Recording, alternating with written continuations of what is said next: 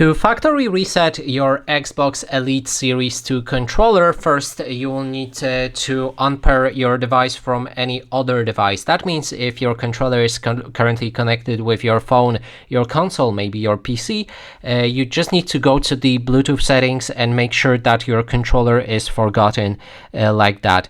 If you don't have access to the device that it was paired before with your controller, then I wouldn't worry about that too much. It should work fine. So the next step would be to enter a pairing mode on our controller. So click and hold the Xbox logo right here for a few seconds until it's light up.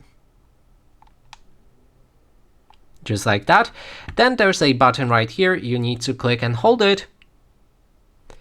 And when you pay attention to that logo again, it starts blinking rapidly, which means we are in the pairing mode and the reset is complete.